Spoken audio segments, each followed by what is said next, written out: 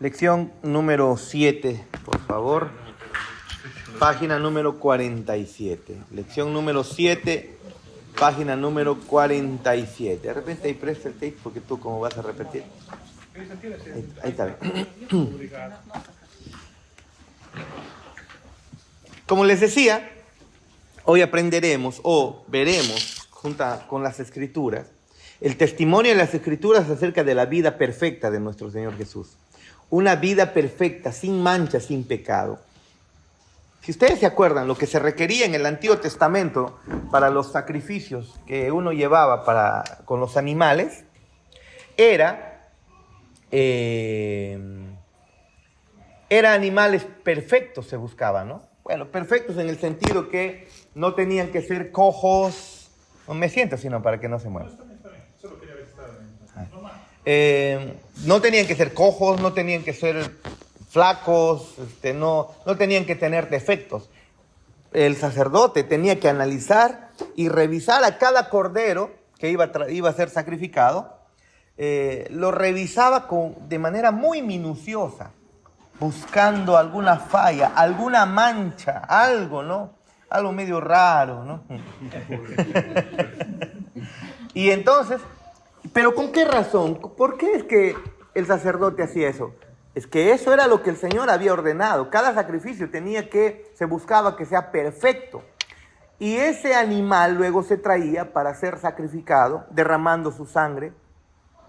El sacerdote lo mataba y se derramaba la sangre y se quemaba el animal. ¿No es así? Ahora, ese animal representaba, cada persona que lo traía, representaba a la persona que lo estaba trayendo. Yo venía, imagínense que tú seas el sacerdote, después de haber buscado el mejor animal que yo tenía, el más hermoso, ¿no? de entre todos los carneritos, los becerritos que tenga, los traía el mejorcito y lo presentaba al sacerdote. Y una vez que lo presentaba al sacerdote, el sacerdote lo que hacía era sacrificarlo. ¿Qué es lo que yo estoy diciendo? Al sacerdote le decía, este animal me representa, yo soy pecador, yo soy inmundo pecador. Dios es santo, yo no lo soy. Y para acercarme a Dios, debe haber un sustituto. Alguien debe morir por mí. Así que ahora lo que hago es entregar este animal y el sacerdote lo recibía y el sacerdote mataba al animal, lo degollaba y derramaba su sangre sobre el altar. Y no solamente eso, incluso hasta se quemaba el animal por completo. ¿Qué significaba eso? Que cuando el sacerdote oraba, poniendo las manos sobre ti y luego sobre el animal, estaba ocurriendo un intercambio, por así decirlo, donde tu pecado era transferido al becerro o al carnero, al cordero, y entonces luego el sacerdote mataba al cordero por ti. Lo mataba y lo quemaba delante de la presencia del Señor. ¿Qué significaba? Que estaba tomando tu lugar y que ese animal te representa. Es decir, tú deberías morir como ese animal. Tú deberías derramar tu sangre ahí como ese animal y ser muerto y consumido por completo como ese animal. Una vez que el sacerdote hacía, la persona se iba y entonces era no limpiado sus pecados, pero era al menos ceremonialmente quedaba o puro o era pasado por alto sus pecados. Pero espérate, se tenía que hacer constantemente estos sacrificios, porque todas las veces pecaban y se traía. Pero a lo que voy es que el animal tenía que ser perfecto. ¿Y por qué tenía que ser perfecto? Porque apuntaba a que Dios enviaría a su Hijo, quien viviría una vida completamente perfecta. Y luego Él sería el Cordero de Dios, que luego quitaría el pecado de nosotros, los suyos. Y lo sacrificó. Y en la cruz lo sacrificó.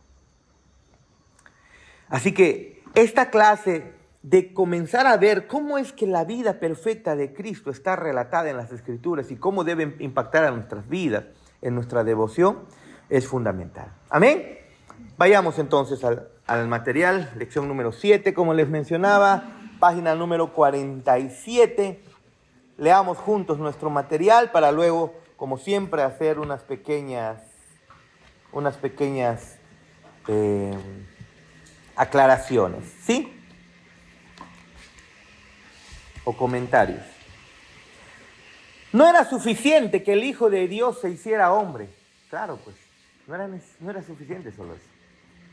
Porque si fallaba, recuerden, Adán era hombre, verdaderamente hombre, completamente hombre. En él pudiéramos decir 100% hombre, ¿no? Pero ya, verdaderamente hombre, completamente hombre Adán.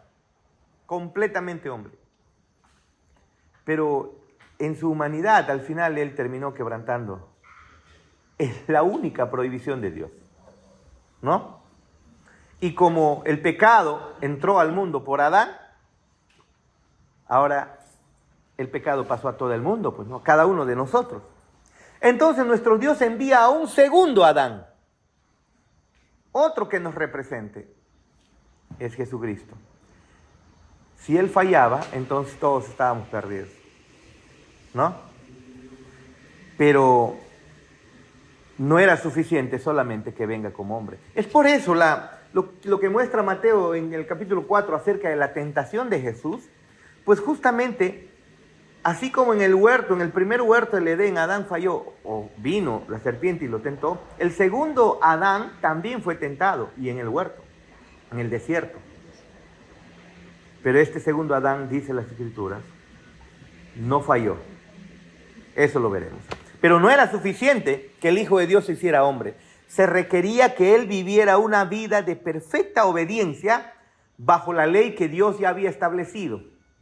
Dios ya había dado su ley. Y bajo esa ley, bajo esos mandamientos, bajo los preceptos de Dios, era necesario que viva recto. Ahora, ningún ser humano puede vivir recto delante de Dios. No lo puede hacer. Todos quebrantamos los mandamientos de Dios. El resumen al final de la ley de Dios está en los 10 mandamientos, ¿no? Y los 10 mandamientos incluso se resumen mucho más en 2. Pero como hemos hecho a veces algunos ejemplos o preguntas, ¿no? A ver, ¿tú te crees que eres alguien que cumple los mandamientos de Dios? Muy bien, preguntémosle a Pedro. Pedro, ¿alguna vez has mentido? Mire, estamos hablando a Pedro que recién está comenzando su vida. Es jovencito, es chiquitito, o es en edad, digo, ¿no? Ya le está pasando a su mamá, ¿sí o no? En edad es jovencito, 11 años, 12 años. 11 añitos. Piensen en los pecados de Pedro comparado con los nuestros. Dios mío, Pedro es el más santo en la práctica, si pudiéramos decir, entre todos nosotros. Así seas Yadá, Pedro creo que ha pecado menos que el mismo Yadá. Pero miren ustedes, así Pedro sea tan tierno, un simple mandamiento, preguntemos. ¿Has mentido, Pedro, alguna vez? Sí, pero no. No, tu mamá no te va a agarrar a correazos. Aquí estás seguro, no te preocupes. Te hemos puesto en problemas a Pedro. De miedo. ¿Alguna vez has mentido? Mentimos alguna Eso. ¿Alguna vez ha mentido? Y la Biblia dice que con tan solo quebrantar un mandamiento, ya somos merecedores del juicio de Dios para siempre. Ahora, ese es uno nomás. No lo voy a meter en más problemas preguntándole más mandamientos. Por favor, al final tenemos que hablar con Jackie, Muy bien, pero nadie puede vivir en perfecta obediencia a la ley de Dios. Justamente la ley de Dios la dio para que cada ser humano se dé cuenta de su estado de condena en la que se encuentra. La ley al final no fue puesta para que obedezcan. No, sino la ley fue puesta para que el ser humano reconozca que no puede obedecer la ley de Dios, no puede cumplir los mandamientos de Dios, no puede cumplir el estándar de Dios. Y al ver que está quebrantando el estándar de Dios, pueda entonces reconocer, soy un vil pecador y necesito no limpiarme yo a través de mi obediencia, sino necesito la limpieza del Cordero de Dios con su sangre derramada en la cruz. Necesito una limpieza que venga de Dios. No puede, ningún ser humano puede limpiarse por su propia cuenta. Y por eso es que el Cordero de Dios, Jesucristo, se requería que Él no solamente sea hombre, sino que sea también, viva una vida perfecta. Porque desde Adán hasta el último ser humano nacido de varón y de mujer, todos fallaremos y todos han fallado, excepto Cristo. Ahora, yo sé que están en la capacidad, ya cuando yo digo nacido de varón y de mujer, entienden que no es Jesús, ¿no? Porque Jesús nació de mujer y de Dios. No se olviden de eso. Amén. Si él hubiera sido hallado culpable de siquiera una violación de la ley, en pensamiento siquiera, disposición, palabra u obra, hubiera quedado descalificado como sacrificio por el pecado. Si eso hubiera ocurrido, si Jesús hubiera tan solamente fallado en un puntito pequeñito, chiquitito en la ley, tan solamente con el pensamiento, yo no les voy a ver, una pregunta. De todas maneras se requiere preguntar. Paul, ¿has matado alguna vez? ¿Has asesinado alguna vez a un ser humano? El mandamiento de Dios dice, no asesinarás, dice. No dice no matarás en realidad. Dice no asesinarás. ¿No? Eso ya lo expliqué antes, ¿no? Asesinar es diferente a matar. No significa que vas a, ya el pastor ha dicho que puedo matar. No. Sin querer tú puedes atropellar a alguien, aunque eres culpable de ello y puedes ir a la cárcel. Y si eres culpable por negligencia, vas a la cárcel como culpable, pero no ha sido pues un asesinato premeditado, como dicen, con premeditación, alevosía y ventaja, ¿no? Acá hay abogado. Acá hay abogado. Abortar también es asesinato. Claro, es asesinato. Eso es obviamente con una premeditación, ¿no? En el caso lo haya pensado, meditado y lo haya hecho, ¿no? Al no ser que sea espontáneo, pues, ¿no? Al no ser que sea espontáneo. Yo les conté que mi esposa, como hace 3 años, perdió un bebé, ¿no? Y ella lo hizo, pues, y perdió el bebé, pues, porque ya estaba sintiendo dolor, ya nos estábamos dando cuenta, ¿no? Que estaba embarazada. Y entonces le dije, mi amor, descansa, no vayas al mercado hoy día. Yo estaba en Lima, no vayas al mercado. A ella le gusta ir al mercado cargando sus bolsas, ¿no? Ahí porque le gusta comprar una vez a la semana. Y ella no me hizo caso. Y se fue, en vez de reposar, fue y cargó sus bolsas del mercado y en eso sintió hincones, dolores. Llegó por la tardecita, fue al baño, le dolía el vientre y después ¡plup! Cayó un bebé. Se le cayó el bebé. Ahora, ella fue negligente, sí, pero no, lo que ella hizo no fue asesinato. No fue asesinato, ¿ok?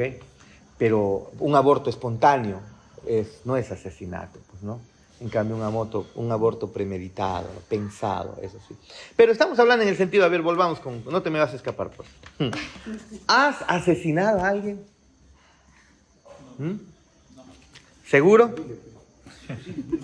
Mira lo que dice Mateo. Vayan a Mateo, por favor, capítulo 5.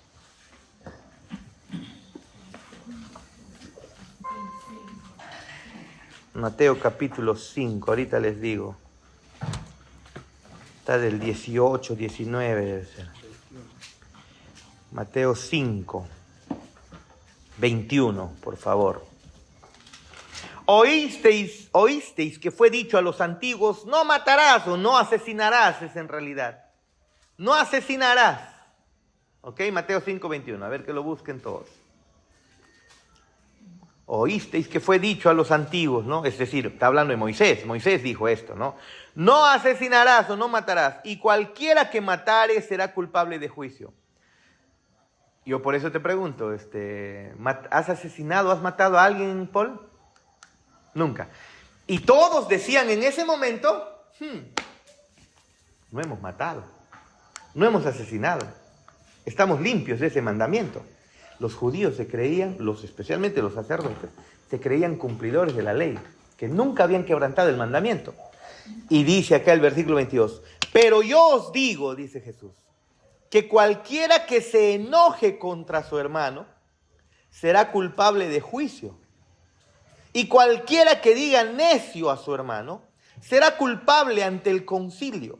Y cualquiera que le diga fatuo quedará expuesto al infierno de fuego. Es decir, está comparando el enojo, el insulto contra el prójimo como asesinato, como quebrantar el mandamiento que dice asesinato, no asesinarás. Con esto en mente, Paul, ¿has asesinado a alguien?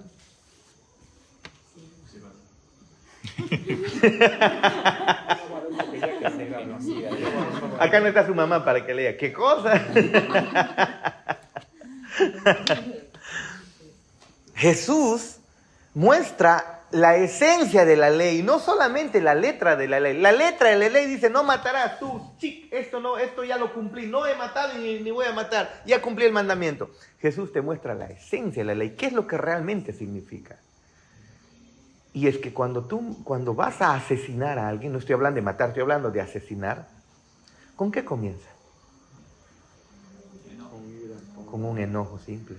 Uno simple nomás. Y por ahí comienza el asunto. Y Jesús dice, así ni siquiera lo llegues a acuchillar, el solo hecho en tu mente nomás, de pensarlo, de odiarlo, de insultar. Ya quebrantaste el mandamiento de Dios. Eres culpable de quebrantar este mandamiento. Eres culpable de juicio. Ahora volvamos a Pedro. ¿Has asesinado alguna vez? No tiene hermano. Recuerden, ¿cómo se quebranta este mandamiento? Solo enojándote. ¿Te has enojado alguna vez contra tu mamá, contra tus amigos, tus amigos del colegio, contra tus primos, ¿te has enojado alguna vez? Obvio que sí. Todos lo hemos hecho. Alguna vez lo hemos hecho. Alguna vez lo hemos hecho. ¿Sí o no? Todos lo hemos hecho. Somos culpables. Hermanos, ¿a dónde voy? No hay ningún ser humano que ha cumplido verdaderamente la ley de Dios. Todos somos culpables. Estamos hablando solamente de 2 pecados. No estamos hablando de todos los demás. Solo 2. Si hablamos a ver, el adulterio, la fornicación, a todos los varones y todas las mujeres, alguna vez han fornicado, han adulterado, y de repente Yadá diga, yo jamás. De repente acá Pedrito, yo peor, ¿no? O de repente aquí Freddy, solo he tenido ojos para mi esposa, o mejor dicho, solo con mi esposa. Y de repente acá nuestro Cristian, pastor, a mí ni me hables de eso.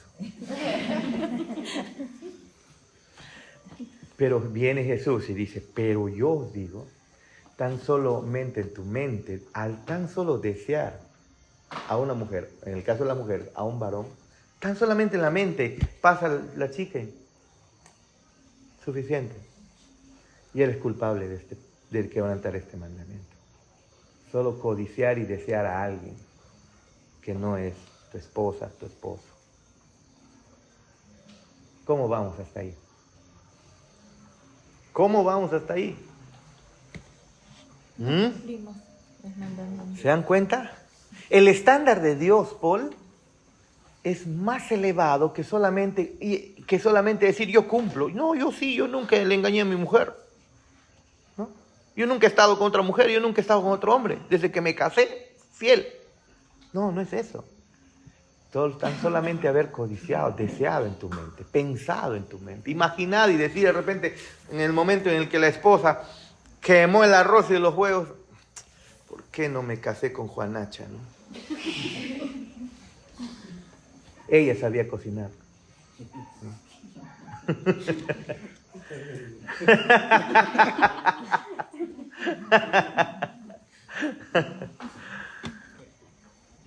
¿Por qué me casé con Freddy? De repente dice Claudia, ¿no? No, dice, él lo tiene bien dominado, dice. Bien enamorada. Hermanos, todos quebrantamos los mandamientos de Dios. La ley fue puesta para demostrar nuestra culpabilidad. La ley fue dada para demostrar que tú y yo estamos condenados, hermanos. Para demostrar que la paga del pecado es muerte. Pero antes del mandamiento, antes de los 10 mandamientos y antes de la ley de Moisés, antes de Moisés, ¿había mandamiento? ¿Había mandamientos? ¿Había ley? Pero la Biblia muestra que la paga del pecado es muerte. Pero espérate, si no había ley, ¿qué pasa cuando no hay ley? Una ley, por ejemplo, que diga, imaginemos que en el Perú no haya la ley que tipifique que un adulto pueda tener relaciones sexuales con una menor de 5 años. ¿Qué pasa si no hay esa ley? ¿Qué pasa si no está contemplada en la ley? Donde no hay ley, no hay pena. Eso, donde no hay ley, no hay pena. Una persona puede ir y coger a cualquier niñita que está pasando en la calle y tener relaciones sexuales con ella, ¿y qué va a pasar? No lo pueden incriminar. Porque no hay ley. No hay ley. Cuando hay ley, hay culpa. Cuando no hay ley, no hay culpa. Pregunta, ¿cuándo vino la ley de Dios?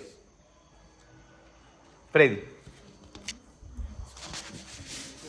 Con Moisés. Éxodo, capítulo 20 en adelante.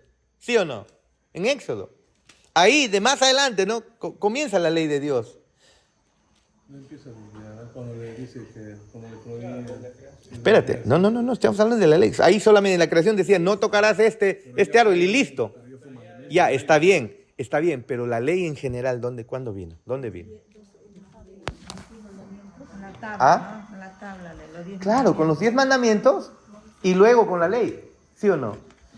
Pero la Biblia dice que la paga del pecado es muerte. Antes de que haya ley, ya había muerte. Desde Adán ya comenzaron a morir los hombres. ¿A qué se refiere la paga del pecado de la muerte? Que todos vamos a morir. Porque cada ser humano nace con naturaleza pecaminosa. Tú, yo, todos nosotros. Y la paga del pecado justamente es la muerte. Y no solamente está hablando de muerte física, está hablando de muerte espiritual, muerte eterna, que significa separados de Dios, del favor de Dios. ¿Sí o no? Eso es lo que significa. Entonces, pero antes de que Moisés dé la ley de Dios, antes de que Moisés diga no matarás, ¿había no matarás antes de Moisés? ¿Qué dice Freddy? No había. ¿Había no codiciarás? No había. ¿Pero por qué reinaba la muerte? Porque ya el ser humano tenía una naturaleza pecaminosa, ya era pecador, aunque la ley de Moisés vino después. Y eso incluso lo dice las Escrituras. Miren. Pastor, pero si no había ley, cuando Caín mata a Abel, Dios le condena ya por eso. Entonces, ¿en qué se basaba esto? O sea, había ya una orden de repente directa del Señor, no sé cómo sería, ¿no? Claro, lo que pasa es que la ley fue escrita con Moisés. Pero incluso antes de Moisés, ustedes conocen el código de Hammurabi, creo, ¿no? ¿Recuerdan el código Hammurabi? Hammurabi. Miren, Hammurabi Con H. dice lo siguiente. En derecho creo que se conoce esto también. Derecho romano. Ujú. Hay 282 leyes ahí escritas, pero entre ellos está, si mal no recuerdo, es una ley mucho más antigua que la ley de Moisés, si mal no recuerdo. Incluso el ojo por ojo y diente por diente, es la ley del talión. Eso también es una ley mucho más antigua que Moisés. ¿De dónde lo sacaron los hombres? Los hombres en su corazón sabían muy bien, porque recuerden que son hechos a la imagen de Dios. ¿No? Sabían muy bien ellos que eran hechos a la imagen de Dios, por lo tanto, sabían muy bien que no tenían que matar. Pero no había ley escrita. La ley escrita estaba en Moisés. Mira lo que dice Romanos. Yo iba a Romanos, perdón. Romanos capítulo 5, por favor. Versículo 10. A ver, 13 tal vez. Se ve. 12. Por tanto, como el pecado entró en el mundo por un hombre, y por el pecado la muerte, así la muerte pasó a todos los hombres por cuanto todos pecaron. ¿Qué está diciendo? Cada ser humano, su muerte manifiesta que tiene la naturaleza pecaminosa. No, yo soy inocente, yo no soy pecador. Si mueres, significa que has pecado. 5:12. 5:12.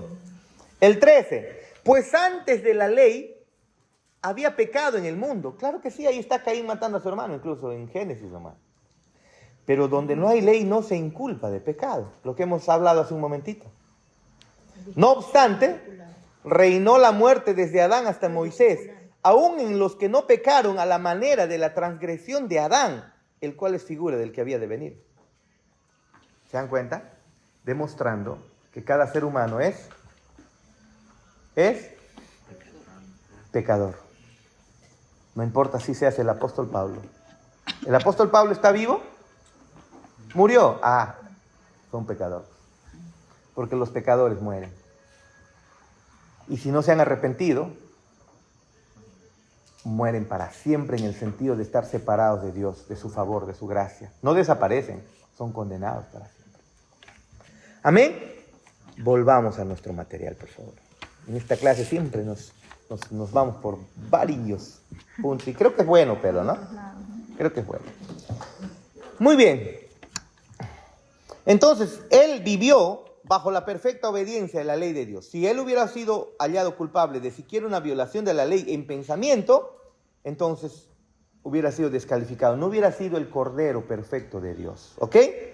Por esta razón es correcto decir que sin la perfecta obediencia de Cristo a través de toda su vida terrenal, ¿no?, todos los otros aspectos de su vida y ministerio no servían para nada.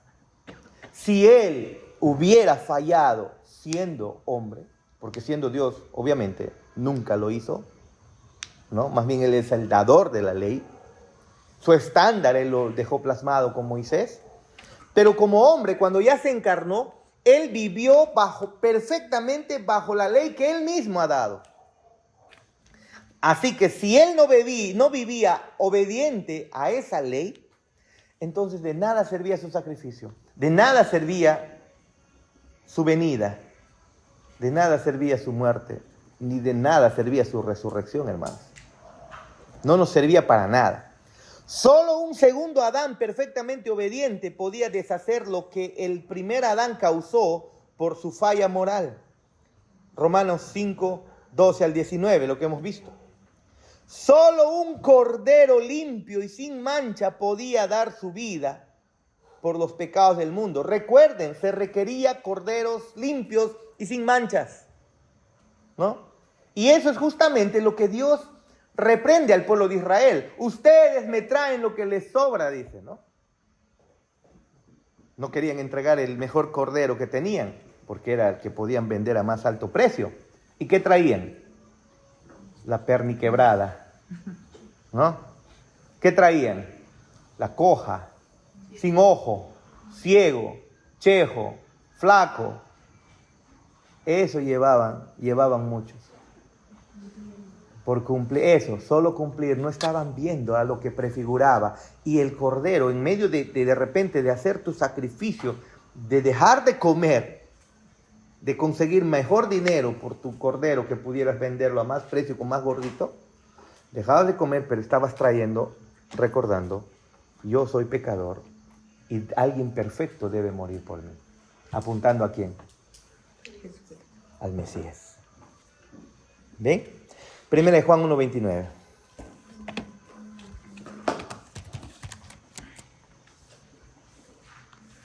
Primera de Juan 1:29. Perdón, Juan 1:29. Primera de Juan nunca va a haber. Juan 1:29. Como dijo Leo, dice, no le encuentro. Salmos 42. No me acuerdo, pero no existía. Una vez en esos tiempos que en la iglesia estábamos enseñándoles la Biblia y queríamos pues ver qué tanto conocen Biblia, y yo les estaba haciendo velocidad bíblica, diciéndoles, a ver, Habacuc 3:1, Sofonías 1.8, Nahum 3.2, así. En un momento dije, Tobías 4.3. Y comenzaron a buscar algunos Tobías. Biblia católica. Esa es Biblia católica. Y comenzaron a buscar. Yo me leí eso. Y avergonzados, después cuando yo les decía, eso no hay en la Biblia. Pero, o sea, yo no quería en realidad avergonzarlos. Yo quería que quede demostrado que no conocen Biblia. Que ni siquiera sabían cuáles son los libros. Por lo tanto, no conocían. Y si ni siquiera conocías cuáles son los libros, significa que en Biblia estaban completamente cero, pues. Una manera de decirles qué hacen predicando, porque algunos eran hasta como pastores en la iglesia. ¿No? ¿No es cita? Muy bien. El siguiente día vio Juan a Jesús que venía a él y dijo, mire lo que dice Juan, he aquí el Cordero de Dios que quita el pecado del mundo. Este es aquel de quien yo dije, después de mí viene un varón el cual es antes de mí, porque era primero que yo. Y yo no lo conocía, mas para que fuese manifestado Israel, por esto vine yo bautizando con agua. Miren, este es el Cordero de Dios que quita el pecado del mundo. Jesús era el Cordero. Pero recuerden que los corderos para sacrificio tenían que ser Sacrificado. perfectos. Perfectos. Y eso, y luego sacrificados. Si no, no servían. Porque Dios rechazaba cuando los animales imperfectos traían al altar y los sacrificaban y lo mataban. Pero Dios los rechazaba. Bueno, 1 Pedro 1.19.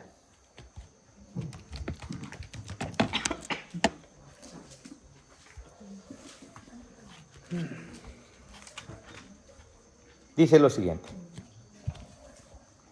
Desde el 18, sabiendo que fuisteis rescatados de vuestra vana manera de vivir, la cual recibisteis de vuestros padres, no con cosas corruptibles como oro o plata, sino con la sangre preciosa de Cristo, como de un cordero sin mancha y sin contaminación, ya destinado desde antes de la fundación del mundo, pero manifestado en los postreros tiempos por amor a vosotros.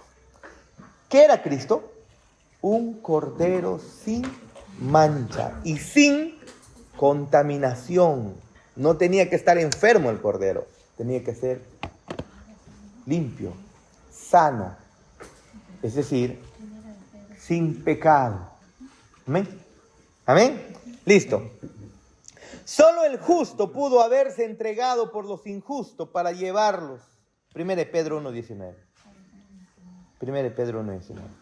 Ah, es primerito, ¿no? Después viene el primero. Solo el justo pudo haberse entregado por los injustos para llevarlos a Dios. 1 Pedro 3.18, como les mostré.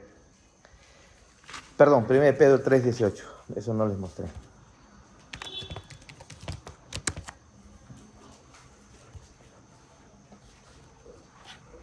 Dice lo siguiente. Porque también Cristo padeció una sola vez por los pecados, el justo por los injustos, el perfecto por los imperfectos, el santo por los pecadores, ¿no? ¿Qué más dice? Para llevarnos a Dios, siendo a la verdad muerto en la carne, pero vivificado en el Espíritu. Increíble, ¿no? Increíble. Sigamos, por favor. Así que solo un Salvador sin pecado pudo haber dado su vida en rescate por muchos, porque si no, no servía. Porque si pecaba, su muerte servía solo para pagar su propio pecado y no sería salvo incluso. ¿Sí o no? Porque ya pecó. ¿Se dan cuenta? Claro, ¿qué salvación te va a ¿Qué dar? salvación te va a dar si él falló? ¿Qué salvación te va a dar si él falló? Marcos 10:45. Veamos, por favor.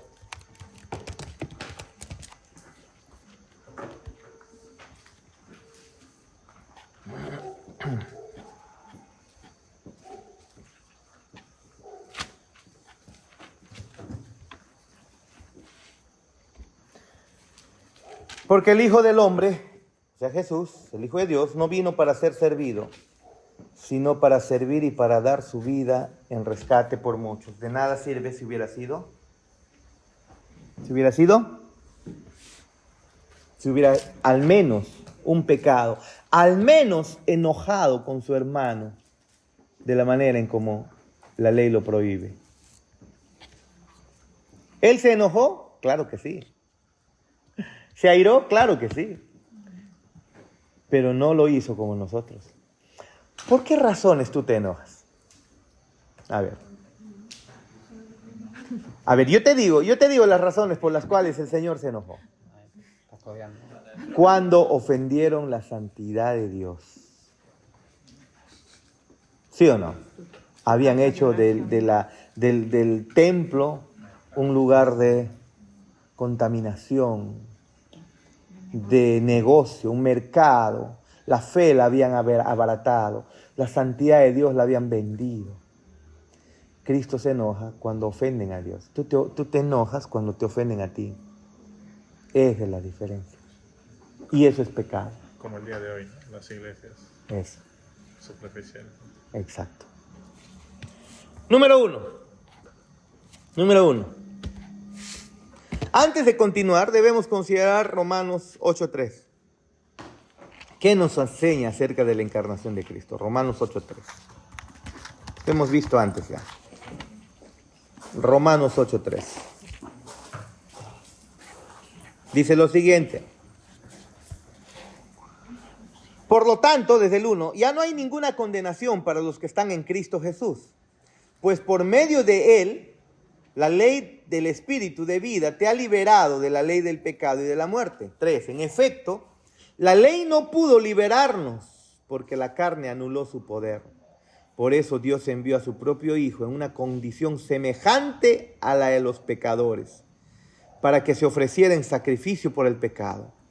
Así condenó al pecado en la carne, a fin de que la justa demanda de la ley se cumpliera en nosotros, que no vivimos según la carne, sino según el Espíritu. Perdonen, yo he leído la NBI. Perdonen. Algunos términos. Vamos a leer la Reina Valera. La Reina Valera. En hebreo, en griego. Me estafa. Freddy. ¿Se Dice, compró? vendedor de Biblias, ahí te voy a encontrar. Dice, estás en algún lugar, te voy a encontrar. Dice. Está bueno para hacer su meme, ¿no?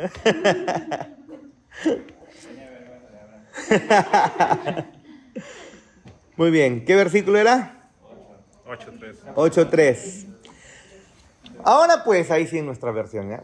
Ninguna condenación hay para los que están en Cristo Jesús, los que no andan conforme a la carne, sino conforme al Espíritu. Porque la ley del Espíritu de vida en Cristo Jesús me ha librado de la ley del pecado y de la muerte.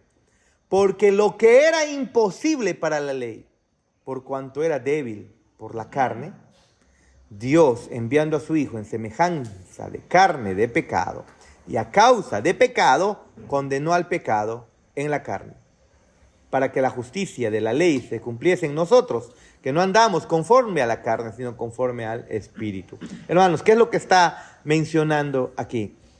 Ningún ser humano puede obedecer la ley de Dios. La ley de Dios para salvarte fue anulada. ¿Y quién lo anuló?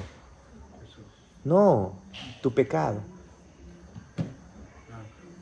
Si tú cumples la ley de Dios a la perfección, eres salvo. Cúmplelo. ¿Quién lo anula? Tu misma carne, cuando pecas. Lo anulas. No, pastor, nunca he pecado. Espérate, de acá a unos 100 años no vas a estar en esta tierra, huesitos vas a estar. Has muerto. La paga del pecado es la muerte. Y no solamente es la muerte biológica, física, ¿no? Ahí donde dice la dádiva de Dios es vida y vida eterna. Exactamente, el regalo de Dios es vida y vida eterna, ¿no? Y con esa vida eterna, no la vida temporal, y con esa vida eterna, no, incluso es vida también eterna, o sea, eterna en el sentido pleno de la palabra, porque Él nos promete una resurrección de cuerpo, ¿ve? Cuerpos nuevos, ¿no? ¿Cómo ocurrirá eso, hermanos? Emociónense. Sigamos. Entonces, ¿qué es lo que está diciendo aquí Pablo en Romanos? Que nadie puede cumplir la ley de Dios. Eso es lo que se dice. Porque era lo que era imposible para la ley, por cuanto era débil por la carne, Dios enviando a su Hijo en semejante de carne pecado. Es decir, Jesús vino en pecado, no, en semejante de carne pecado. ¿Qué significa? Eso lo expliqué creo en una de las clases. Significa que Jesús vino en las mismas condiciones de la carne pecaminosa. Es decir, fue susceptible al frío, al dolor, al hambre, la tristeza. Son cosas que le ocurren al ser humano debido a su pecado. Porque ¿qué es lo que Dios promete en la eternidad? No habrá llanto, no habrá dolor, no habrá aflicción, no habrá muerte. ¿Se dan cuenta? Y Jesús era susceptible, como hombre, verdaderamente hombre, pues a todas esas cosas que pasa cada ser humano pecador. Por eso dicen semejanza carne de pecado y a causa del pecado, pero sin pecado. No se olvide. ¿Vamos bien? Muy bien. ¿Qué nos enseña este texto? Bueno, pues eso, lo que dijimos. Que ningún ser humano es salvo no puede ser salvo por cumplir el mandamiento. ¿Por qué? Porque no puede. Y era necesario que venga Cristo en la misma condición que nosotros. No con ventaja. Espérate, Jesús no vino con ventaja. Recuerden que es verdaderamente hombre. Por lo tanto, padeció como cualquier ser humano. Él no usó su deidad para tener una ventaja por sobre encima de nosotros. Porque si Él usó su deidad, entonces Él era un hombre superior a nosotros, en el sentido biológico, físico hablando. En el sentido de que si su santidad lo protegió para pecar, entonces, hermanos, ¿cómo nos puede representar? Claro, ¿no? ¿Cómo nos puede representar Jesús si es que Él tenía un plus adicional como hombre, una ventaja? ¿Cómo lo pudiera hacer Freddy? No, Jesús verdaderamente como hombre actuó o vivió en las mismas circunstancias que nosotros, soportando las mismas aflicciones. Y por eso dice en las Escrituras que Él es el que nos representa, Él es el que nos entiende en todo. Tenemos un sumo sacerdote que nos comprende y nos entiende en todo. Fue tentado en todo, pero sin pecado. Ahora sí, Gladys casi digo. Chanita, invítame a agüita, ahora sí, por favor. Ahora sí, primera vez pido. Pasó, pero para Jesús habrá sido difícil también, ¿no? O sea, está difícil. En su humanidad, Él lo soportó. Pero, o sea, no habrá sido fácil. En su humanidad Él lo soportó. Claro que sí, era verdaderamente humano, pero no fue tentado en el sentido, ay, quisiera pecar. No, también sabía la santidad de nuestro Dios, Él obviamente, ¿no? Pero humanamente, si Satanás se le acercó a tentarlo es porque Satanás pensaba que tenía una esperanza, tenía una oportunidad. Lo hice con el primer Adán, lo puedo hacer con el segundo Adán. Claro, no pecó pues. Demostró su santidad incluso siendo hombre. Sabía que también era Dios. Pero Satanás sabía que era verdaderamente hombre. Si hubiera sido solamente Dios, si Satanás solamente hubiera dicho, pero es Dios, no va a fallar, ¿para qué tentarlo? Sí sabía. Lo hizo porque era también verdaderamente hombre. Él pensaba que tenía una esperanza porque era hombre.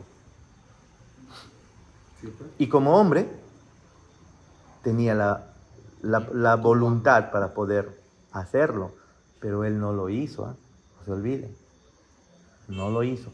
Él dejó a un lado su divinidad, no la usó, no es que se despojó completamente en el sentido de dejar de ser Dios, sino que no hizo uso de esa divinidad. No consideró ser Dios, ¿no? No consideró ser Dios. No sé por qué mi garganta me está picando fuerte.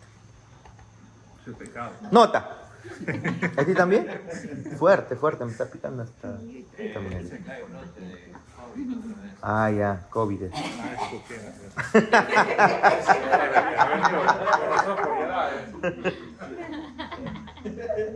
Mañana polen UCI. Gracias, Elcita. Mañana ponen UCIs. Pastor, dice un versículo, se despojó de su forma de Dios para rebajarse a la forma de siervo. Siendo en forma de Dios, no consideró el ser igual a Dios como cosa que aferrarse, sino que se despojó, ¿no? Se despojó de su gloria. También de esto, ¿no? Estamos hablando. Ese, Incluso hay una canción, ¿no? Siendo en forma de Dios, ¿no? Siervo para tu gloria. malinterpretan ese versículo. ¿No? ¿Han escuchado Siervo para tu gloria? No, mándale al grupo, para todos. No, en la iglesia ya nos está cantando eso. Hace tiempo. Ella no estaba en eso. Mándale Siervo para tu gloria. Que a Freddy no le gusta. ¿A Freddy no le gusta? Cambiamos de... Fácil, cambiamos de líder de la masa. No, no es que no le guste cómo nos sale. Ah, ya. Entendible, claro. Están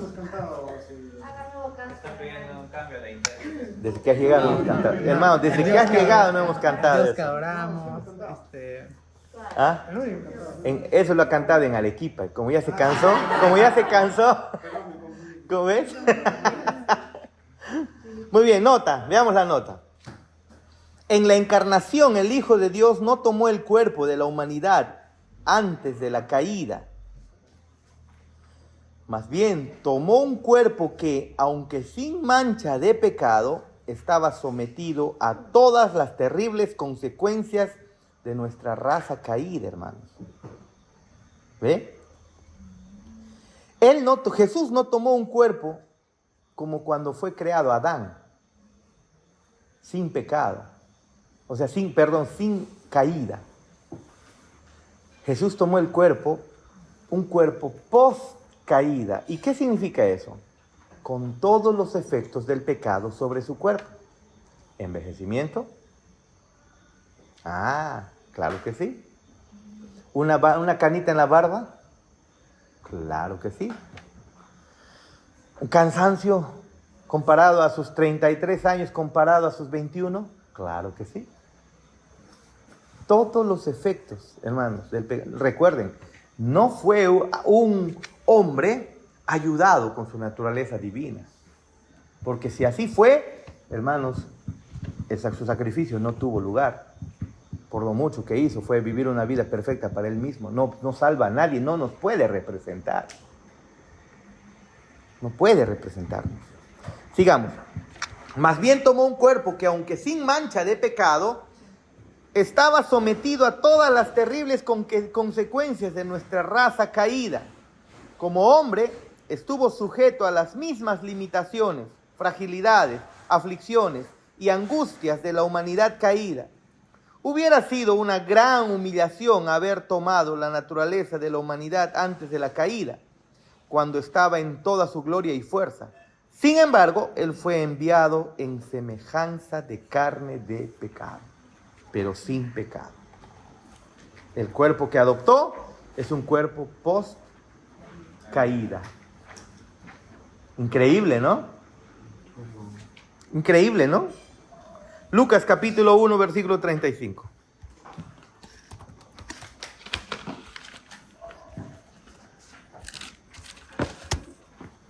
Lucas capítulo 1, versículo 35, ¿no?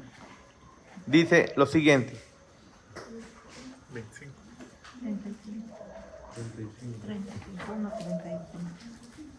Lucas capítulo 1, versículo 35. Dice lo siguiente. Es sobre el nacimiento de Jesús, ¿no? Desde el 34. Entonces María le dijo al ángel, después que le anunció, ¿no? ¿Cómo será esto? Pues no conozco varón. 35. Respondiendo el ángel le dijo, el Espíritu Santo vendrá sobre ti, y el poder del Altísimo te cubrirá con su sombra. Por lo cual también el santo ser que nacerá será llamado, ¿cómo será llamado? El Hijo de Dios. Hijo de Dios. Pregunta, ¿cómo es que Jesús fue concebido sin la depravada naturaleza de Adán que ha llevado a la ruina moral del resto de la humanidad? Porque no lo engendró un varón. Lo engendró Dios. Esa es la razón. No fue su padre José, ni tampoco como dicen los judíos, ¿ah? Los judíos a Jesús lo llamaron bastardo. Acusaban a María de haber engañado a José y de haber tenido relaciones sexuales fuera del matrimonio, y entonces de ahí nació Jesús. Tal vez pudo haber sido evidente la manera en cómo no se parecía a José, pues. Por eso es que la gente también veía eso, ¿no? Aparte, María queda embarazada antes de que lleguen ellos a consumar el matrimonio. Entonces todo eso lo sabía, su entorno, su familia. Pueblo grande, pueblo chico, infierno grande, dicen, ¿no? Todos lo sabían y se pasaban la voz. Y más aún, cuando era considerado un acto inmoral, me acuerdo, cuando yo vivía en Vico a los 11 años, si mal no recuerdo, encontraron a una mujer que estaba engañando a su esposo. Y el pueblo de Vico, fueron, la sacaron y la hicieron andar desnuda por el medio del frío, a 0 grados, a menos 5 grados centígrados, 8, 9 de la noche, haciéndole andar en Vico, con látigo detrás. ¿Qué policía? Hay nadie, ni qué policía de derechos humanos. Año 91. ¿Qué derechos humanos ni qué derechos humanos, hermano? No había nada de eso. En Cajamarca también los hacían así. Sí. Es decir, un acto inmoral era rápidamente repudiado. Veían a una mujer con un hombre ahí en una esquina, en un zaguán, así le llaman en la sierra a los caserones, ¿no? Al zaguán. Por ejemplo, este sería el zaguán. Esta es la casa y el patio que tienen, y ahí el patio pues es 6 veces más grande que esto, pues, ¿no? Que este patio, ¿no? Así es allá, porque entran los camiones para guardar, ¿no? El zaguán le llaman. Estaban en el zaguán conversando y ya los papás por la vergüenza ya los llevaban a casarse. Así era en el pasado, ¿no? Ahora, de Jesús sabían, los judíos decían que María había engañado a su mujer, pues. Y eso lo conocían todos. Lo conocían todos, hermano. Todos. Lo sabían muy bien. Y por eso le llamaban a Jesús bastardo. Pero Lucas nos muestra que Jesús fue engendrado por el Espíritu Santo. No fue engendrado por un varón, por un hombre. ¿Ve? Por eso Jesús no llevó la naturaleza de Adán, la depravada. Pero ¿quién le dio la semejanza de carne de pecado? María. María. ¿Se dan cuenta? Pero la naturaleza pecaminosa no la adquirió. ¿Se dan cuenta, no? Lo pueden ver. Amén. Nota. La palabra santo es la misma palabra que se usa para el Espíritu. Él fue el santo ser porque fue concebido del Espíritu Santo. 3. En las Escrituras el nombre de una persona tiene gran importancia por el hecho de que muchas veces describe quién es y revela algo acerca de su carácter. ¿Cuál es el nombre que se le da a Cristo en Hechos 3:14? ¿Y qué nos enseña acerca de su naturaleza? Hechos 3:14. ¿Por qué me está saliendo por UNBI?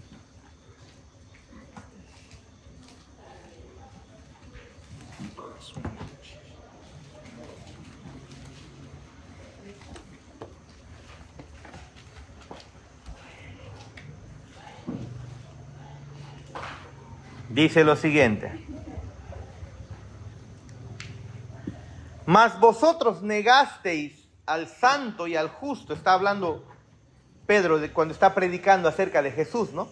Mas vosotros negasteis al santo y al justo y pedisteis que se os diese un homicida, y matasteis al autor de la vida, a quien Dios ha resucitado de los muertos, de lo cual nosotros somos testigos. ¿Cómo se le llama a Cristo aquí? El santo y el justo. La Biblia dice no hay justo ni aun uno entre los hombres nacidos de varón y mujer. Pero Jesús hizo la diferencia. Él es justo. Él fue justo. Él fue santo. Pedro está citando el Salmos 16:10, hermanos. Miren, vayamos para que puedan ver lo que está ocurriendo aquí. Salmos 16:10.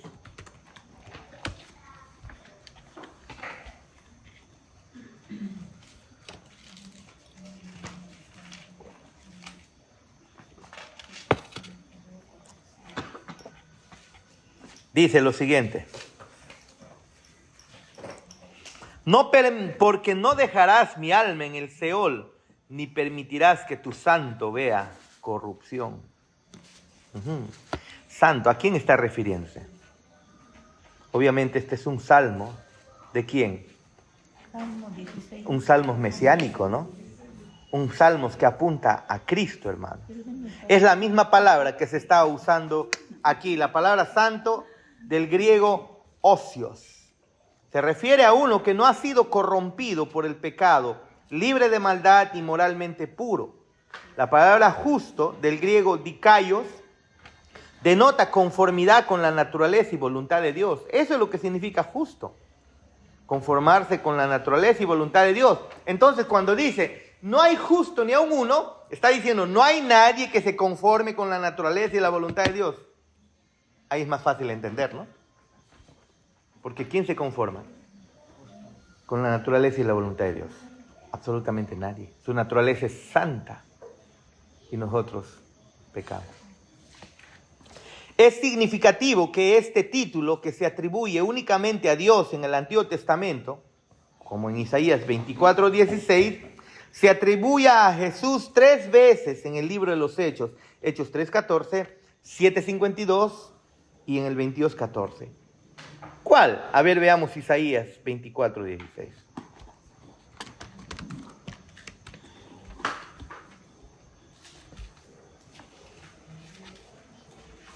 Dice, desde el 14, estos alzarán su voz, cantarán gozosos por la grandeza de Jehová, desde el mar darán voces, glorificad por esto a Jehová en los valles, en las orillas del mar sea nombrado Jehová Dios de Israel. De lo postrero de la tierra oímos cánticos, gloria al justo. Y yo dije, mi desdicha, ay de mí, prevaricadores, han prevaricado y han prevaricado con prevaricación de desleales. Pero antes el cántico, gloria al justo. ¿Y quién es el justo en Isaías? Dios. ¿Y quién es el justo aquí? Cristo. ¿Se dan cuenta? Y es esa misma palabra que se usa en Hechos, atribuyendo al justo Jesús, que fue crucificado, siendo justo. 4. 4, por favor.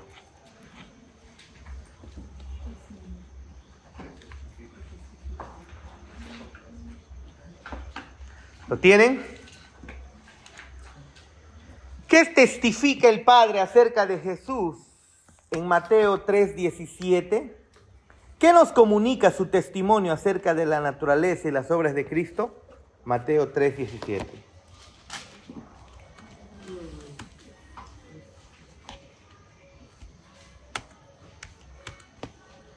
Mateo 3:17.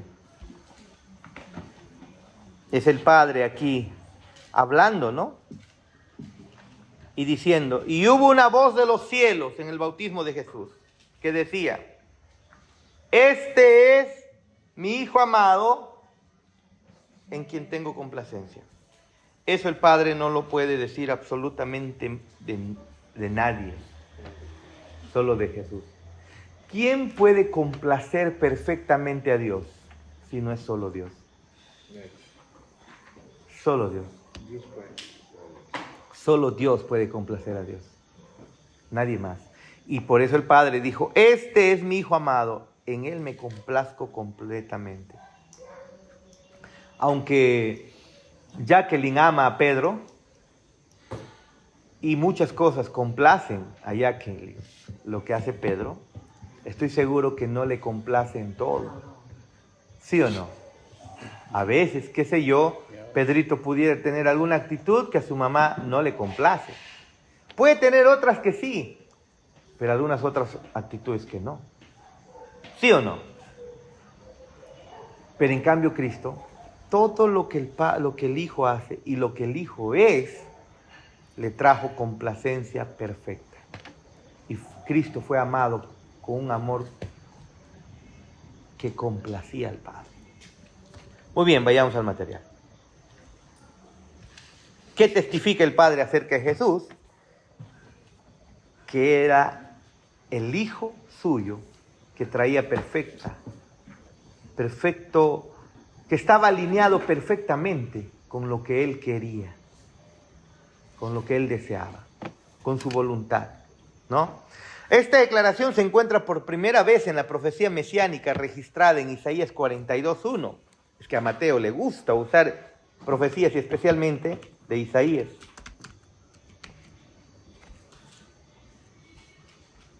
Eso hace Mateo constantemente. Usa bastante profecías.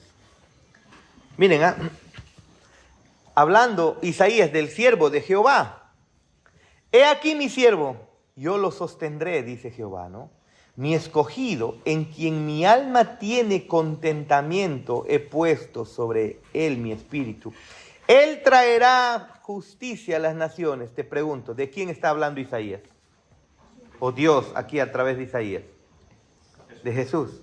Y Jesús es el que tiene, el único que trae contentamiento a Jehová.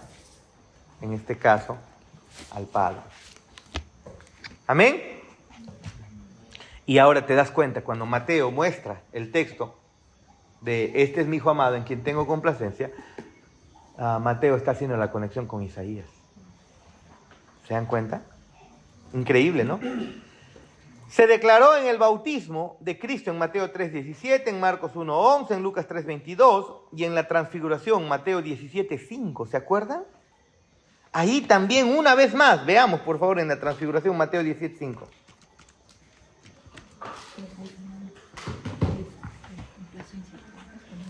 Leamos lo que dice, por favor. Desde el 4, entonces Pedro dijo a Jesús, Señor, bueno es para nosotros que estemos aquí. Si quieres, hagamos aquí 3 enramadas, una para ti, otra para Moisés y otra para Elías. Recuerden que estaba aquí Pedro, Jacobo y Juan, ¿no? Estaban ahí, fueron llevados con Jesús. Fueron con Jesús a un monte y entonces ahí él se transfigura. Y luego dice en el versículo 5, mientras él aún hablaba, una nube de luz los cubrió. Y aquí una voz desde la nube que decía, este es mi hijo amado en quien tengo complacencia. A él los oí. Una vez más el Padre está diciendo, Jesús me complace perfectamente. ¿Y por qué complacería a Jesús completamente al Padre? Porque Jesús era perfecto y Dios. Amén. Obediente, perfecto. Era de acuerdo, conforme a la naturaleza de Dios. El testimonio de Dios acerca de Cristo demuestra su ausencia de pecado, si se dan cuenta. El Santísimo solo puede deleitarse en el Santísimo. Dios solo se puede deleitar en Dios. El pecado más pequeño hubiera transformado la sonrisa de Dios en una mirada de desaprobación. ¿No? Increíble. 5. De acuerdo con los siguientes textos, ¿qué testificó Jesús acerca de sí mismo y de su obediencia a la voluntad de Dios? Juan 8:29.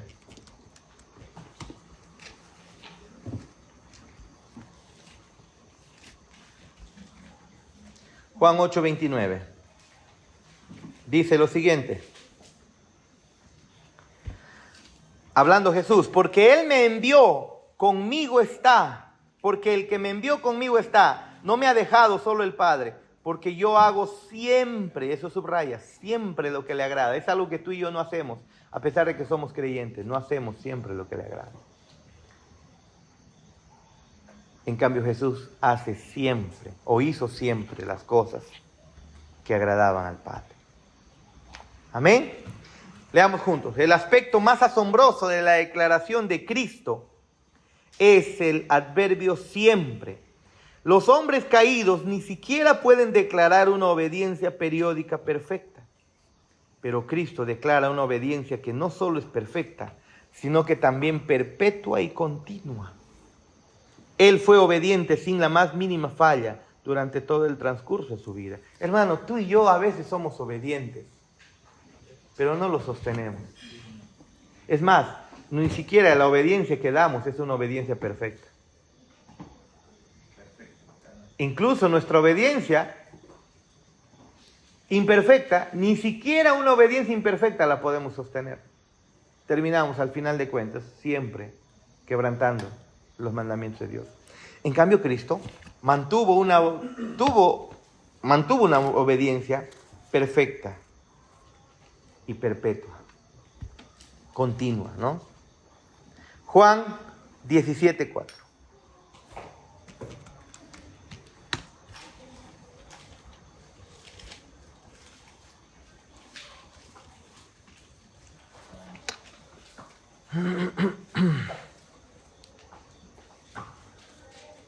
Dice Jesús: yo te he glorificado en la tierra, he acabado la obra que me diste que hiciese. Ahora pues, Padre, glorifícame tú al lado tuyo con aquella gloria que tuve contigo antes de que el mundo fuese. Ahora, si ustedes se dan cuenta, aquí nuestro Jesús glorificó, dice, al Padre en la tierra, algo que no ha hecho ningún ser humano, ni siquiera Adán. Acabó la obra que le dijo que hiciese, es decir, fue obediente perfectamente. ¿Se dan cuenta? Terminó la obra, lo cumplió. Declarar perfección ante los hombres es algo atrevido, hermano. Pero hacer lo mismo delante de Dios es algo que va mucho más allá. O sea, ¿sabes qué? Yo toco el bajo mejor que tú. Yo toco perfecto, tú no. Y aunque eso es cierto,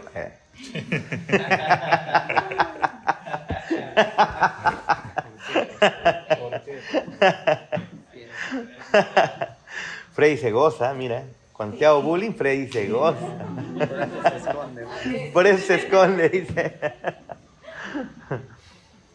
Aunque es atrevido declarar perfección de un hombre a otro hombre, hermanos, si eso es atrevido, ¿qué es decirle a Dios: te estoy obedeciendo perfectamente? Es una locura, salvo sea verdaderamente eso que estás haciendo, voluntad perfecta. Pero solamente quien ejerció la voluntad perfecta del Padre, quien cumplió la voluntad perfecta del Padre, solamente es Cristo.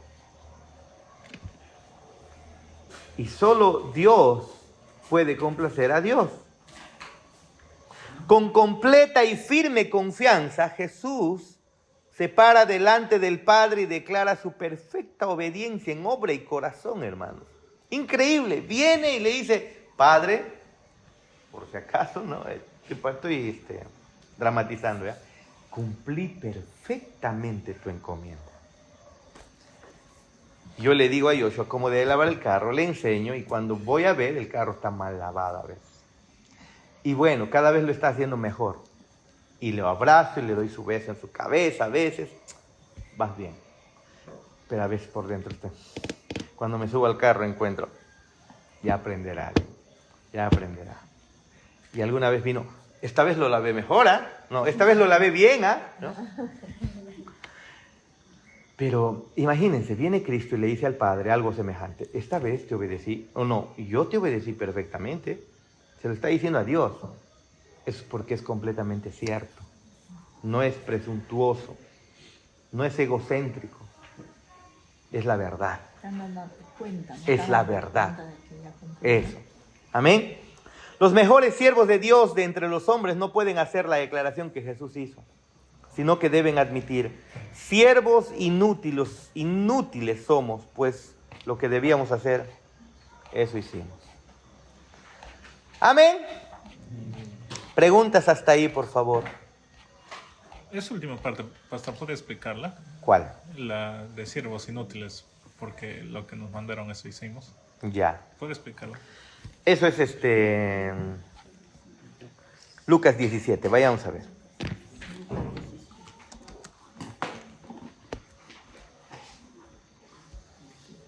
Y con eso nos quedamos. 17, ¿cuánto es? 17, 10. 17, 7. 10. Desde el 7 leamos. 17. Jesús está hablando así. Miren, antes de llegar a esto, el cristianismo no es una religión de la autoexaltación, del buscar sacar lo mejor de ti, de buscar sacar tu potencial, como lo hacen ver en muchos grupos evangélicos, ¿no? Ahora incluso ya no hay ni siquiera pastores, están siendo reemplazados por neurocoaching, así creo que le llaman, ¿no? Pastores especialistas en neurociencia, que son pastores motivadores, que lo que hacen es sacar el mejor potencial de ti usando la Biblia. Una locura, ¿hasta qué punto ya están llegando? Esto de los apóstoles ya les es ridículo y entonces ahora son neurocoaching. ¿Hasta dónde se está llegando? Yo pensé que el siguiente nivel iba a ser querubines, ¿no? Ya no apóstoles, sino querubines, y ahora son neurocoaching, algo así. Así se habla, ¿no? ¿O cómo sería Yara? ¿Está bien? Muy bien. Pero en cambio el cristianismo es una religión que en vez de exaltarte a ti, busca humillarte. Es la verdad. Y en esa humillación es donde hay ganancia. En esa humillación es donde hay paz, hay tranquilidad. ¿Por qué? Porque es lo que Cristo hizo, siendo Dios, vino y se humilló. Es decir, una de las metas del cristiano es justamente humillarse. Y humillarse hasta lo más profundo. Porque en medio de esa humillación es donde realmente el Señor se glorifica. Porque nos estamos pareciendo cada vez más a Él. Y un ejemplo de eso es cuando nos lo dice acá. ¿Quién de vosotros, teniendo un siervo que ara o apacienta ganado, al volver él del campo, luego le dice, pasa, siéntate a la mesa? Recuerden, en ese tiempo, acá siervo es doulos, es esclavo. La palabra en realidad no es siervo, es esclavo. Ya expliqué antes que algunas palabras a la traducción de la Reina Valera se cambiaron a hacerla, como una de ellas, como siervo, como esclavo, lo cambiaron a siervo, por el contexto de la abolición de la esclavitud que se dio, ¿no?, en los siglos pasados, y entonces que la Biblia diga que somos esclavos, como que no es bien visto, entonces lo cambiaron por siervos. Pero la palabra es esclavo. ¿Quién de vosotros teniendo un esclavo? Esclavo, ¿qué significa en el contexto en donde está Cristo hablando? En el sistema romano los esclavos eran propiedad completa tuya, eran como un objeto más tuyo. Los esclavos eran, incluso muchos no eran considerados ni siquiera seres humanos, eran considerados sin alma, no por los judíos, sino por las otras culturas. Entonces, tú eras dueño del esclavo. Cuando tenía esposo, o se casaba, o tenía hijos, o qué sé yo, ese esclavo, sus hijos eran tuyos. Así como cuando estoy queriendo que el Jacob de la iglesia, el Sky, pise y tenga cachorros, esos cachorros van a ser míos, pues, ¿no? Puedo hacer con ellos lo que me da la gana. Yo les doy de comida, ¿no? Si soy un buen amo, si soy un buen dueño, pues lo voy a alimentar bien. Si soy uno malo, lo voy a tener todo flaco. Pero en el contexto en el que se está hablando, los esclavos eran propiedad absoluta. No tenían casa, no tenían nada, no tenían ni siquiera, de ellos no era el utensilio, era todo del dueño. Y el dueño, si era bueno, les tenía bien servido, o si no, no. En ese contexto, ¿quién de vosotros teniendo un siervo que ara o apacienta el ganado, al volver del campo luego le dice, ay, siervo, esclavo, ay, gracias a ti que has arado mi campo y has llevado a mi ganado a pastar, ay, gracias, porque lo has hecho. Ven, siervito, siéntate, come, siervito, sírvete. ¿Eso se hace? Jesús dice, pasa, siéntate a la mesa. Le dice, no le dice más bien, prepárame la cena, cíñete y sírveme hasta que haya comido y bebido, y después de esto come y bebe tú. Y Jesús dice, ¿acaso el amo da gracias al siervo porque hizo lo que se le había mandado? Ay, gracias por haber arado el campo. Eso era su obligación. Gracias por haber arado el campo y hacer que mis negocios prosperen más. No. Esa era su obligación en ese contexto. No le daba las gracias, era lo que se requería. Más o menos cuando Yadá ingresó a la universidad, yo no le agradecí, ni le di, ni la felicité, ella sabe muy bien, en el sentido de que, ¡uy, bravo! Yadá ingresó. Yo no he hecho eso con Yadá, ni siquiera con Joy. Claro, o sea, sí, su cariño, ¿no? Pero ellos saben muy bien que no lo hice, porque eso es obligación de los hijos. Yadá, hoy día Joy pues, no fue a recoger su diploma de primer puesto y hoy día no fue cuando lo entregaron y hoy día lo pone en su cama. Recogí mi diploma de primer puesto, me dijo. ¿Yo qué le dije? ¿Ah, sí? Ah, ya, qué bueno, ¿no? Qué bueno. No significa, y yo ya sabe muy bien que sí valoro muchísimo su esfuerzo, pero espérate, eso es lo que se requiere de que un hijo haga, eso no es algo que uno tiene que estar obligándose, pues estudia. ¿Por qué tienes que estar haciendo eso? El hijo es su obligación que haga eso. Acá en este contexto, el esclavo, su obligación era eso. Escuchen, los amos incluso podrían agarrar a un esclavo, era de su propiedad, era como un perro incluso. Lo agarraban al esclavo y si estaba ese tiempo no había juegos pirotécnicos. ¿Juegos o fuegos? Fuegos pirotécnicos. No había. ¿Juegos o fuegos? ¿Cómo es? Fuegos, ¿no? Pero también es juegos de jugar. Bueno, en fin, es fuegos pirotécnicos. Con F, de fuego, ahí está, fuegos artificiales. Con F de fuane. Ya, pero no habían ellos. ¿Y saben qué es lo que hacían muchos amos malvados? Locos. Cogían a sus esclavos y querían divertirse un rato. Los crucificaban y los quemaban vivos. Solo para iluminar su campo. Y ellos complacidos. Los hijos están viendo o el papá está viendo, no podían hacer nada, eran esclavos. Así era en el pasado. Y en ese contexto Jesús dice, cuando tu esclavo regresa de hacer su trabajo, ¿le agradeces?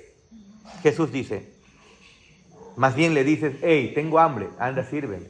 Así cansado esté, hazlo. Es lo que dice Jesús. ¿Acaso da gracias al siervo porque hizo lo que se le había mandado? Jesús dice, pienso que no, dice. 10, y con esto nos mata, ¿no? Así también vosotros, cuando hayáis hecho todo lo que os ha sido ordenado, decid, siervos inútiles somos, pues lo que debíamos hacer, hicimos. ¿Por qué, Cristo? Porque el gran problema del corazón humano es el orgullo. Quiere el aplauso, quiere el reconocimiento. Y cuando comienza a hacer eso, su corazón se desvía en vez de darle la gloria a Dios. Y cuando no es reconocido, comienza a enojarse. ¿Qué sé yo? Imagínense Teo, es un servidor de la iglesia, va y comienza a hacer, ¿no? Y de un momento a otro, nadie me lo agradece. Nadie me dice nada. ¿Así o no que pudo haber? A ver, yo mejor hablo de mí. Porque cuando comencé en la IEP de adolescentes, de 12, 13 años, yo aparecía el primerito para guardar los cables, para limpiar, para barrer. Ni en mi casa lo hacía. El pastor Raúl me decía, oye, a ti te veo hasta en la sopa, ¿no? Él era pastor de la IEP. Cuando yo ya estaba en la iglesia, cambiaron de pastor. Yo estaba con el pastor David Arroyo y luego él sale y le ponen al pastor Raúl Matías como pastor en la misión, ¿no? Y ahí nomás llegó también su papá de Yadacita, pues, ¿no? Llegó como apoyando ahí, ¿no? Entonces, yo estaba ahí feliz, ¿no?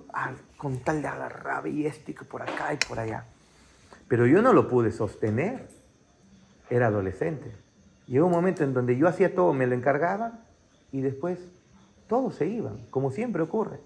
Todos desaparecen, termina el culto, todos a conversar con las hermanitas afuera, en la iglesia. Y Jarvis guardando todo. Y cuando Jarvis salía no había nadie, todos estaban andando en la plaza. Claro, yo también quería eso. Los hermanitos, sí, era para los hermanitos. Y al final yo comencé a incomodarme. Yo quería que me lo agradezcan. Y como no lo hice, comencé a enfriarme, me aparté. 19 años, me enfrié completamente hasta los 26 años. El problema es cuando el corazón busca agradecimiento. Lo busca. Aquí Jesús dice, no se te ocurra, o sea, has predicado bonito. ¿Qué quieres, el aplauso? ¿Recuerdan que les comenté? Spurgeon dijo, predicó un sermón maravilloso, está bajando el púlpito y una mujer viene, pastor, qué hermoso sermón, increíble sermón. Y Spurgeon le dice, sí, hermanita, Satanás ya me lo dijo arriba en el púlpito. El problema es eso, que a veces hacemos bien las cosas, creemos que hacemos bien o nos sale al menos mucho mejor y queremos el reconocimiento de los demás. El Señor dice, no se te ocurra querer exaltarte. Si has hecho lo correcto, sigues siendo siervo inútil. No lo olvides. Somos inútiles. Somos siervos. ¿Y por qué? Porque cuando tú y esto va relacionado con el otro texto que dice, considera a tu prójimo como superior a ti mismo. ¿Se acuerdan? ¿Se acuerdan? ¿Dónde está?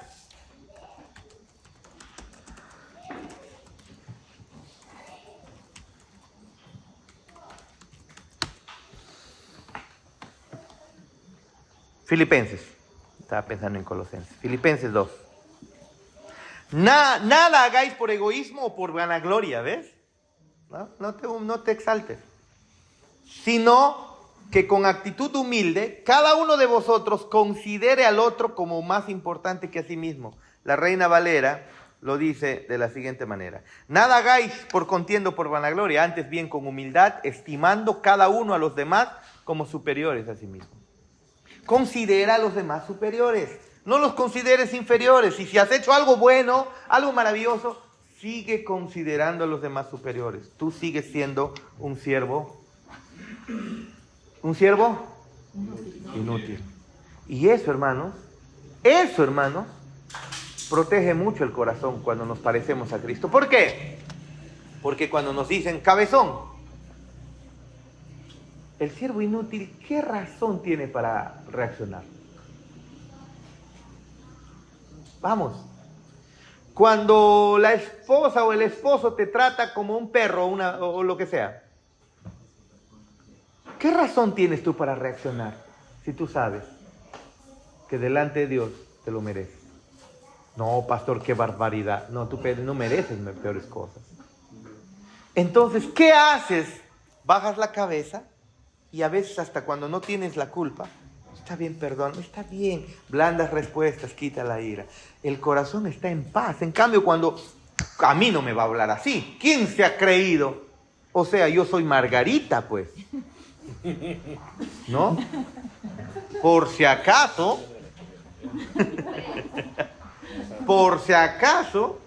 ¿no?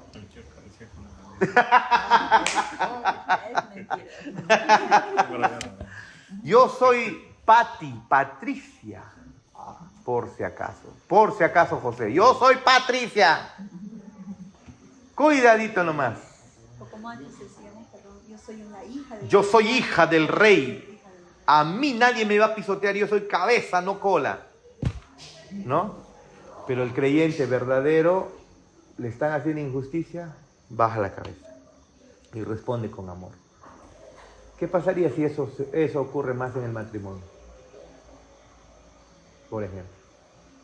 Pero, entonces, disculpe, cuando se sobrepasa el respeto diario de ese esposo, o inclusive entre un trabajador, algo, quedarse callado cuando ya te están haciendo una injusticia de totalidad, o ya sobrepasa el respeto, ahí. No significa que uno no pueda obrar en contra de ello. No significa que no lo pueda hacer, pero dentro del respeto. ¿Qué pasa cuando... ¿Y por qué me has tratado así? Ah, no, ya fallaste, porque espérate. Jesús, siendo el Hijo de Dios, lo humillaron. Lo que a ti y a mí nos hacen, así sea la peor injusticia, no se compara. Y Él se humilló. O sea, no significa que uno pueda ir de repente, ¿sabes qué? Quiero conversar contigo. Esto que está ocurriendo, esto que me has dicho, no está bien. No es correcto. me duele, me incomoda. Pero en una actitud de ¿qué? Humildad. Nada hagan por rivalidad ni por orgullo, o nada hagáis por contienda o por vanagloria. ¿Saben qué? Me está humillando, ya no lo soporto más. ¿Cómo es posible? Espérate. Haz respetar ello, las buenas costumbres, pero con humildad. Si encuentran un pecho alzado porque me humillaron, ahí está el problema. Recuerda, siervo inútil eres. No te olvides. ¿Y acaso eso no protege el corazón? Porque un corazón que hace eso, al final no está resentido, ni renegado, ni recordando. Ni cuando ve a la persona, no puede ni verlo, ¿no? Comienza a segregar ácidos en el estómago. Yo les conté una vez que a mí me pasó eso, ¿no? Y de verdad me incomodó. Llegó creo que el año 2001, 2002, 2003, no me acuerdo por ahí, que yo quería matar, si es posible, a alguien. Yo me había comprado un bayachito ahí para trabajar a los 19 años. Y yo quería pisar a esta persona. Yo decía, si la veo caminando normal, tranquilo, yo estoy feliz riendo, porque siempre me ha gustado ser, qué sé yo, ameno con mis amigos. Y veía a tal persona y el hígado sí me quitaba toda la tranquilidad. Yo quería aplastar a esta persona. Pero hermanos, y la otra persona estaba feliz y contenta y venía, ay, hola Jarvis, como si nada, y yo por dentro... De nada sirve, hermano. La otra persona está tranquilo, feliz, como si nada. El problema eres tú, es tu orgullo. Como atacaron a tu yo, a tu ídolo, y sabes, nuestros ídolos son los que más toquen a nuestros ídolos, y entonces actuamos.